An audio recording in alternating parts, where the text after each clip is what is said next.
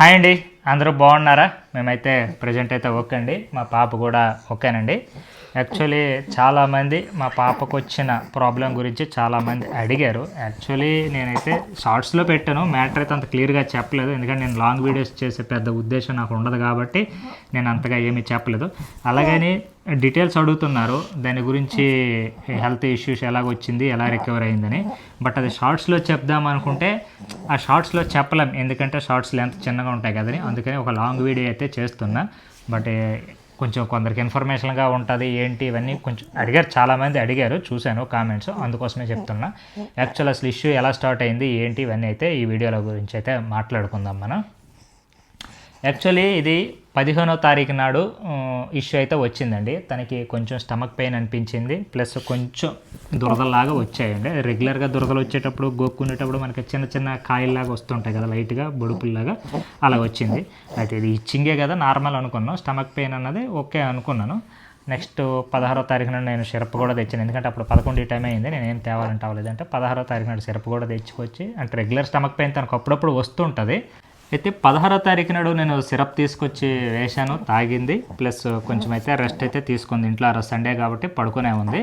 But కొంచెం అనీజీగా ఉండి actually ఆడుకుంటుంది, అలాగేం ఆడుకోలేదు. తను కొంచెం బాగాలేనట్టుగా ఉండడం వల్ల సరే పడుకోమంటే తను పడుకునే ఉంది. బట్ సాయంత్రం వరకు కూడా కొంచెం తనకి తగ్గినట్టు అనిపించింది. బట్ ఆ సండే కదా, హాస్పిటల్స్లో డాక్టర్స్ వీళ్ళందరూ సరిగా ఉండరనేసి నేను కూడా ఓకే అనుకున్నాను, తర్వాత తీసుకెళ్దాం తగ్గకపోతే అనుకున్నాను. బట్ సాయంత్రం వచ్చేసరికి తనకి హెవీగా స్టమక్ పెయిన్ వస్తుందని చెప్పింది. సో ఇంకా లాభం లేదని నేను హాస్పిటల్కి అయితే వెళ్ళాను, ఎందుకంటే ఎవరో కొందరు డాక్టర్స్ అయితే ఉంటారు కదా అని వెళ్ళాను. వాళ్ళకి చూపించాను, చూపిస్తే స్టమక్ పెయిన్కి అయితే ఒక ఇంజెక్షన్ చేశారు, ప్లస్ ఇచ్చింగ్ కొంచెం అప్పటికి ఎక్కువైంది. సాయంత్రం కొంచెం రెడ్గా అక్కడక్కడ వచ్చిందంటే దానికి కూడా ఇంజెక్షన్ ఇచ్చి కొన్ని సిరప్లు ఇచ్చారు. నేను ఆ టైంలోనే వాళ్ళకి ఇంజెక్షన్స్ అవన్నీ చేయించేసి ఇంటికి వచ్చేసాను. ప్లస్ ఆ రోజు నైటే సిరప్కి డాక్టర్ దగ్గరికి వెళ్ళి వచ్చిన తర్వాతే ఒక్క ప్లేస్లో ఉన్నవి కాస్త మొత్తం బాడీ అంతా స్ప్రెడ్ అయిపోయాయి, మొత్తం బబుల్స్ లాగా వచ్చేసి, అంటే లైట్గా బబుల్స్ లాగా వచ్చి మొత్తం స్కిన్ అంతా రెడ్గా అయిపోవడం ఇవన్నీ జరిగాయి. సరే నేనైతే అవి ఇచ్చారు కదా తగ్గిపోద్దాలు అనుకున్నాను. అప్పటికి కూడా నేను యూట్యూబ్లో ఈ గూగుల్లో ఇవన్నీ కొంత ఇన్ఫర్మేషన్ ఏంటి ఇదంతా ఎలా వస్తుందని చూస్తే అది ఒక అర్టికేరియా లాంటిది అన్నారు. అప్పటికి మా రిలేటివ్స్లో కూడా ఒకరికి వచ్చింది, అది 2 డేస్ ఉండే తగ్గిపోద్ది అనుకుంటే నేను ఆ పాయింట్ ఆఫ్ వ్యూలోనే ఉన్నాను. ప్లస్ క్రీములు కూడా రాశారు, ఆ క్రీమ్స్ అన్నీ అప్లై చేసి వాళ్ళు అక్కడ ఇంజెక్షన్స్ ఇచ్చారు, ఆ సిరప్స్ ఇవన్నీ యాడ్ చేసి పడుకోబెట్టాను పాపని. సో ఇక్కడే పడుకున్నాను, తను ఇక్కడ పడుకుంది, నేనైతే ఇక్కడ పడుకున్నాను. మార్నింగ్ 4 o'clock ఇలాగా నాకు లేచినప్పుడు చూసి మొత్తం బాడీ అంతా అబ్జర్వ్ చేస్తే నైట్ ఆ రోజు ఎంత రెడ్గా ఉన్న స్కిన్, కొంచెం ఇచ్చింగ్గా ఉన్న స్కిన్ ఇదంతా కలిపి మార్నింగ్ వచ్చేసరికి ప్లెయిన్ అయిపోయింది. ఆ రోజు నైట్ కూడా తను చాలా ఇచ్చింగ్ దుర్రలు బాగా పెడుతున్నాయి అనేసి ఒక బాధపడింది బాగా. మార్నింగ్ వచ్చేసరికి ప్లెయిన్ అయిపోయింది, అమ్మాయా అనుకున్నాను నేను. సో ఇంకా తగ్గిపోయింది కదా నా పాయింట్ ఆఫ్ వ్యూలో ఉండి నేను కూడా ఆఫీస్కి వెళ్ళిపోయాను. 1 గంట 12 మధ్యలో లంచ్ అయిపోయిన తర్వాత మా ఆవిడ 11 అప్పుడు ఇలా ఫోన్ చేసింది, కొంచెం దానికి బాగోట్లేదు, స్టమక్ పెయిన్ ఉంటుందని.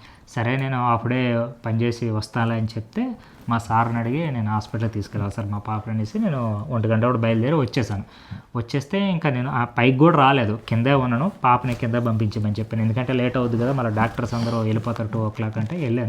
వెళ్ళిన తర్వాత ఆ డాక్టర్ గారు చూసి సరే ఒక అల్ట్రాసౌండ్ స్కాన్ చేద్దాం, ఎందుకంటే స్టమక్ పెయిన్ ఎంత తగ్గకపోవడం, హిచ్చింగ్ ఇదంతా ఉండడం, ఒకసారి అల్ట్రాసౌండ్ స్కాన్ చేద్దామని చెప్పారు. సో నేను అల్ట్రాసౌండ్ స్కాన్ అక్కడే ఒక ½ hour వెయిట్ చేసి అల్ట్రాసౌండ్ స్కాన్ చేసి ఆ రిపోర్ట్ పట్టుకొని ఆ డాక్టర్ వెళ్ళిపోతే వేరే డాక్టర్ చూపిస్తే అందులో అపెండిక్స్ ఏమో డౌట్ అనేసి అల్ట్రాసౌండ్ స్కాన్లో ఇచ్చారు తప్ప అది కన్ఫర్మ్ చేయలేదు అపెండిక్స్ అనేసి. సో వాళ్ళు ఏంటంటే ఇంకా క్లారిటీ లేదు కదా, సిటీ స్కాన్ చేయండి అన్నారు. సో మళ్ళీ అక్కడి నుండి నేను ఆ ఏరియాలో లేకపోతే సుచిత్రకి వెళ్తే నేను అక్కడ ఒక సిటీ స్కాన్ చేస్తాను, అక్కడ ఒక ½ hour వెయిట్ చేసి సిటీ స్కాన్ చేసి రిపోర్ట్ టైం పడుతుందంటే నేను ఇంటికి వచ్చి మళ్ళీ పాపను ఒక 2 hours పడుకోబెట్టి అది వాట్సాప్కి రిపోర్ట్ తీసుకున్న తర్వాత మళ్ళీ నేను హాస్పిటల్కి హాస్పిటల్కి వాళ్ళు చూస్తే ఇది పేగుల్లో కొంచెం ఇన్ఫెక్షన్ ఉంది అని చెప్పారు. సో యాంటీబయాటిక్స్ ఇవన్నీ వాడాలి కాబట్టి జాయిన్ చేసేయండి అన్నారు. సో నాకు అప్పటికీ డౌట్, ఎందుకంటే తను ఆ రోజు కూడా ఫుడ్ తినలేదు, కనుక ఇబ్బందిగా ఉంది కాబట్టి హాస్పిటల్లో జాయిన్ చేస్తారని నాకు డౌట్ కొట్టింది. వెళ్ళాను, ఇంకా జాయిన్ అయిపోమంటే సరే జాయిన్ చేసేసాను, రూమ్ తీసేసుకొని అన్నీ అయిపోయి మా మిస్సెస్ ఫోన్ చేసి నాకు జాయిన్ అయిపోతాను, నాకు కొన్ని ఐటమ్స్ కావాలనుకుంటే ర్యాపిడో పెడతా, 10 అప్పుడు ర్యాపిడో పెడితే బెడ్షీట్స్ ఇవన్నీ కూడా నేను తీసుకొని వచ్చేసాను. సో ఆ రోజు జాయిన్ చేస్తే వాళ్ళు ట్రీట్మెంట్ అయితే స్టార్ట్ చేశారు. ఒక 2 days అయితే ట్రీట్మెంట్ తర్వాత ట్యూస్డేకి కొంచెం రికవరీ అనిపించింది. అప్పటి వరకు ఏంటంటే తనకు స్టమక్ పెయిన్ ఇస్తే చాలా ఏడ్చుకుంటుంది, ఎందుకంటే కంట్రోల్ అవ్వలేకపోతుంది, అంత హెవీగా వస్తుంది. ఒక పక్క ఏమో ఈ స్కిన్ ఏమో హిచ్చింగ్, ఇది గొక్కోలేకపోతుంది, ఆ స్టమక్ పెయిన్, ఈ రెండు కలిపి తన పరిస్థితిని నేను చూస్తే స్కిన్ అంతా రెడ్గా అయిపోతుంది, హిచ్చింగ్ వస్తుంది, రెడ్ ఎప్పుడు వచ్చిందో హిచ్చింగ్ వచ్చేస్తుంది, మొత్తం టోటల్ బాడీ అంతా హిచ్చింగ్ వచ్చేస్తుంది ప్లస్ స్టమక్ పెయిన్. అసలు నేను అది చూసి నాకే చాలా బాధ అనిపించేది. ఒక పక్క అక్కడ ట్రీట్మెంట్ వాళ్ళు ఇస్తున్నారు, నేను కూడా నెంబర్ ఆఫ్ లోషన్స్ గంటకి ఇలా రాయమంటే నేను రాస్తున్నాను, అంతా ఉన్నాను, నేను అంత దగ్గరే ఉన్నాను. తను రావాలంటే తన బాబు ఎక్కడ ఉన్నారు, మా పెద్దమ్మ ఎక్కడ ఉన్నారు, సో తనకి ఇబ్బంది కదా, తను కూడా బాబుని పెట్టుకుని ఉన్నాడు కదా అని మొత్తం నేనే హ్యాండిల్ చేస్తున్నా.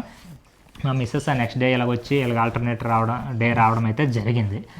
అయితే మంగళవారం కొంచెం రిలీఫ్ ఇచ్చి బాగానే ఉంది అనుకున్నాను. అమ్మాయి మంగళవారం సాయంత్రం వెళ్ళిపోతాం అనేసి నేను చాలా హ్యాపీగా ఉన్నాను. కరెక్ట్గా తను కూడా ఆ రోజు వచ్చింది 12 ఇలాగా, నాకు తెలిసి సాయంత్రం డిశ్చార్జ్ కాకపోయినా రేపైనా మనం పక్కా డిశ్చార్జ్ అయిపోతామని చెప్పాను. ఓకే అనుకుని వెళ్ళిపోయింది. తను వెళ్ళిందో లేదో 1 గంట కల్లా తనకి మళ్ళీ స్టమక్ పెయిన్ హెవీ అయిపోయింది. నాకేమో భయం వేస్తుంది, ఎందుకంటే అప్పటికి థర్డ్ డే అనుకుంటా, నెక్స్ట్ డేకి ఆ రోజు ఓకే, నెక్స్ట్ డే థర్డ్ డేకి వచ్చేసాము.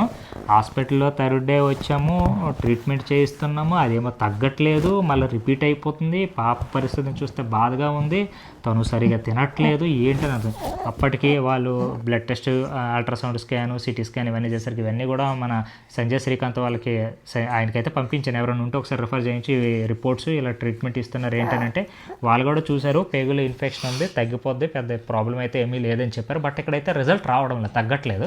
తగ్గుతుంది అనుకున్నది కదా మళ్ళీ బ్యాక్ వచ్చింది. మళ్ళీ డాక్టర్ గారిని అడిగాను, ఏంటి సార్ డాక్టర్ ఎవరినైనా చూపించాలి ఇంకా ఫర్దర్గా ఏమైనా చేయాలని అంటే తను సరే అయితే అప్పటికి ఏంటంటే ఈ సర్జన్ ఉంటారు కదా, పీడియాట్రిక్స్ సర్జన్, ఆయన కూడా వచ్చి ఆ స్కాన్ ఇవన్నీ చూశారు. అపెండిక్స్ అయితే ఏమీ కాదు, ప్రాబ్లం లేదు, తగ్గిపోద్ది అని చెప్పారు. బట్ ఇన్ఫెక్షన్ ఆ ఏరియాలో ఉందని చెప్పాను.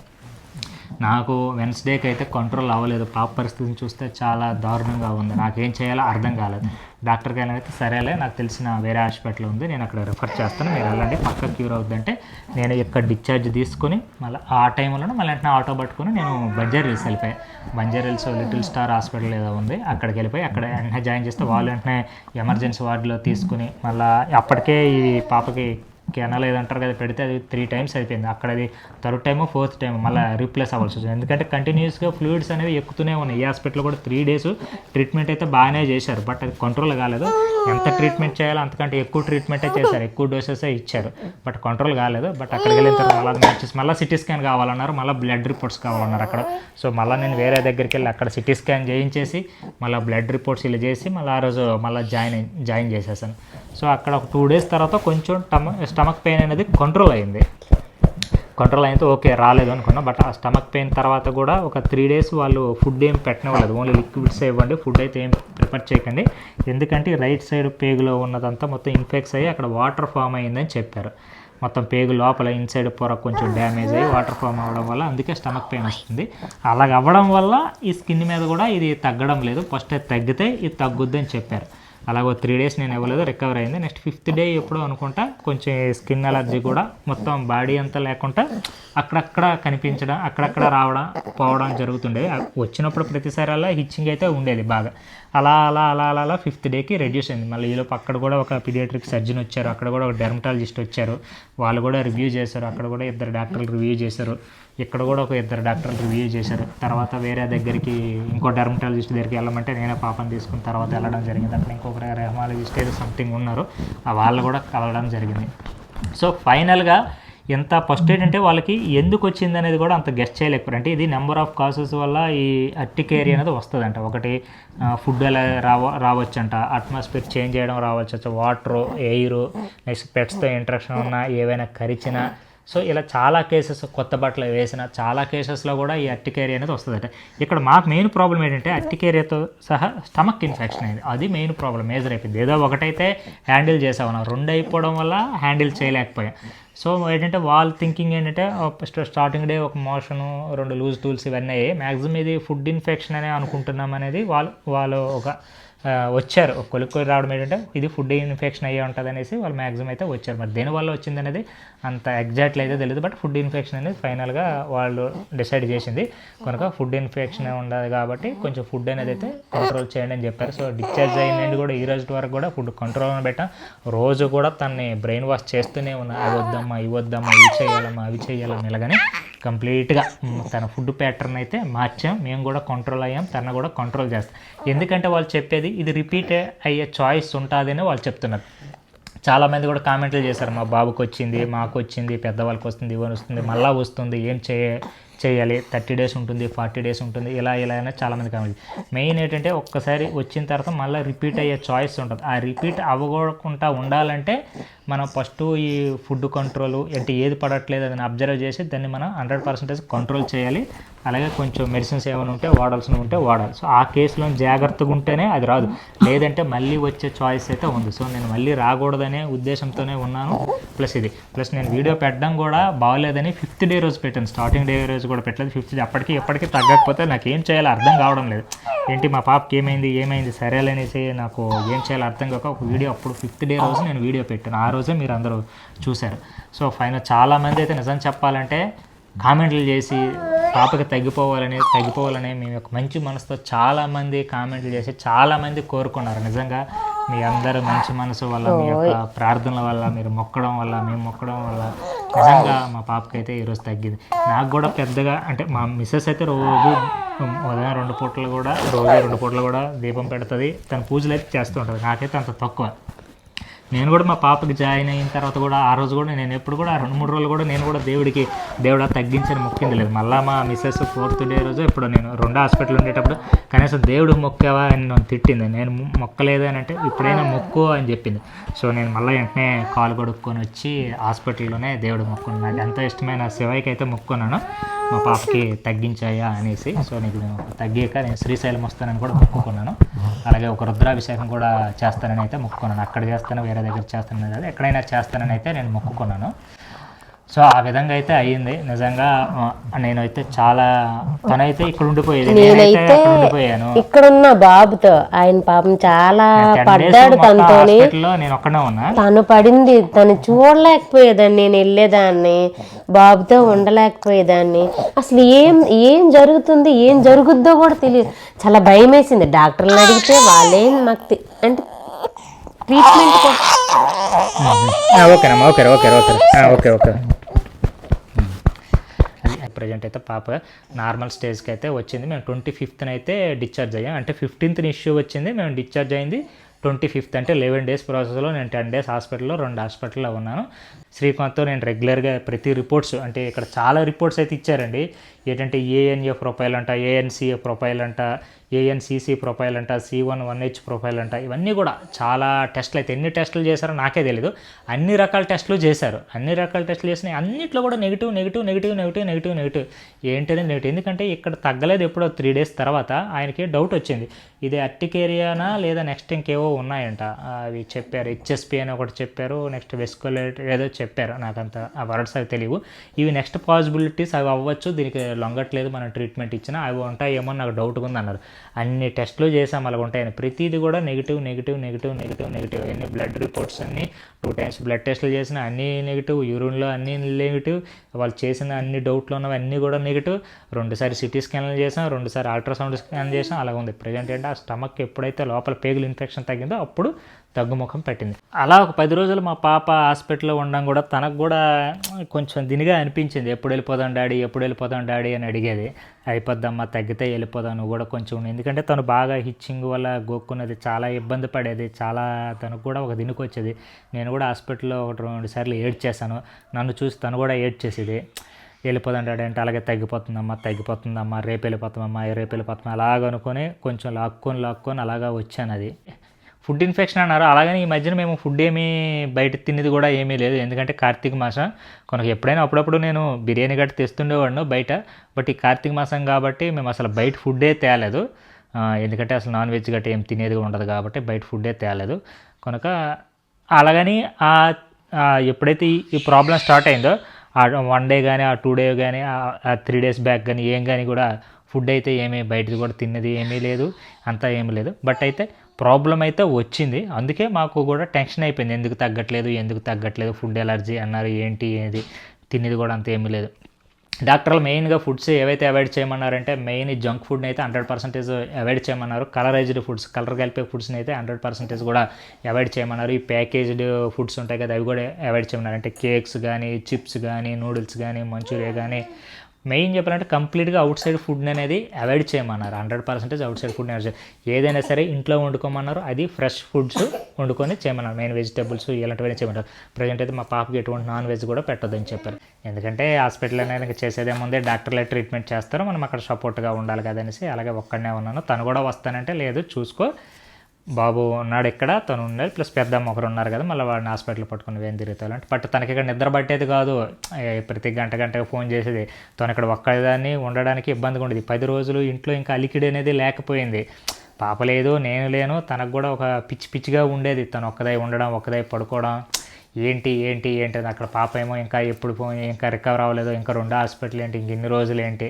నాకు కూడా అనిపించేది ఎన్ని రోజులు ఎందుకు అని అనిపించింది. ఎందుకంటే తగ్గుతుండాలి, డే బై డే తగ్గుతుండాలి. 4th డే 5th డే వరకు అసలు తగ్గలేదు. అందుకని అన్ని రోజులు ట్రీట్మెంట్ ఇచ్చినా తగ్గలేదు కాబట్టి మాకు కూడా ఒక భయం అనేది పట్టుకుంది. ఏంటి 5th డే తర్వాత 6th డే నుండి అలా కంట్రోల్ అయినండి కొంచెం హ్యాపీ అయితే అనిపించింది. అలా స్టమక్ పెయిన్ ఎప్పుడైతే రాలేదో అప్పటి నుండి కొంచెం హ్యాపీ అనిపించి అలాగ స్కిన్ ఇది కూడా అలా తగ్గడం అయితే జరిగింది. మొత్తం ఈ 2 హాస్పిటల్కి కలిపి మొత్తం మా ఖర్చులు అంటే అన్ని ఖర్చులతో కలిపి, ఇష్యూకి వచ్చిన అన్ని ఖర్చులతో కలిపి దగ్గర 1.6 lakhs అయితే అయిపోయింది.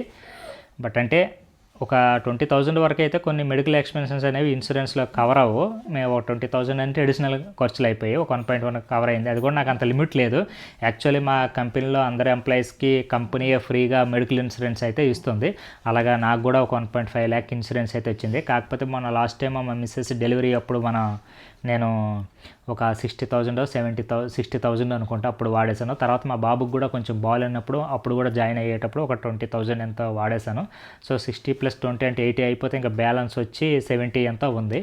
బట్ మా పాపకు వచ్చి 1.1 ఎంతో అయ్యింది. ప్లస్ ఇంకా చాలకపోతే అది బఫరింగ్ అమౌంట్ ఏదో ఉంటుందని అంటే మా హెచ్ఆర్కి మెసేజ్ పెట్టి అడిగాను, సార్ ఇలా ఉంది సిచ్యువేషన్ ఏంటనంటే మీ హెడ్తో మాట్లాడండి అని చెప్పారు. మా హెడ్తో అయితే మాట్లాడాను. సార్ ఇది సిచ్యువేషన్ సార్, కొంచెం అమౌంట్ అవసరం అవుతుంది అంటే. నాకు 30 అనేది నాకు తెలియదు, ఎందుకంటే వాళ్ళు ఇంకా ఫర్దర్గా ఇన్వెస్టిగేషన్ చేయాల్సి ఉంటుందని చాలా చెప్పారు డాక్టర్స్.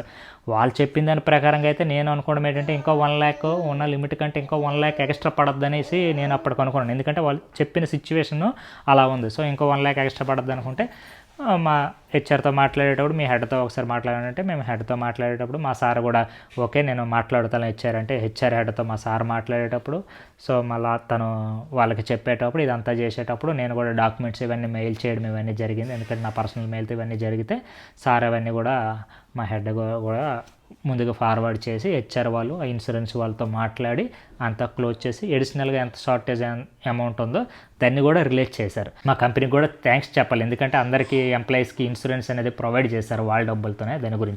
దానివల్ల ఈరోజు కొంచెం నాకు ఈ మెడికల్ ఖర్చులు అనేవి తగ్గాయి. ప్లస్ నాకు అడిషనల్ అమౌంట్ కూడా కావాలంటే రిలీజ్ చేశారు. అందుకనేసి నిజంగా మా కంపెనీకి కూడా చాలా థ్యాంక్స్ అండి, మా హెడ్కి మా హెచ్ఆర్ వాళ్ళకి అందరికి కూడా.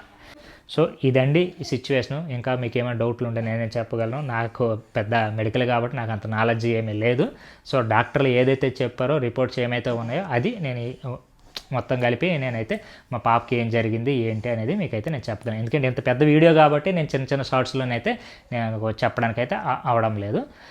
సో ఇంకా మీకు ఏమైనా అంటే మీరు ఏమైనా సజెషన్స్ ఇవ్వాలనుకున్నా, మీరు ఏమైనా చెప్పాలనుకున్నా సరే కామెంట్ అయితే చేయండి. ఫర్దర్గా మా పాపని ఇంకా టేక్ కేర్ చేస్తాం. మా పాపనే కాదు మేము అందరం కూడా కంట్రోల్ అవుతున్నాం.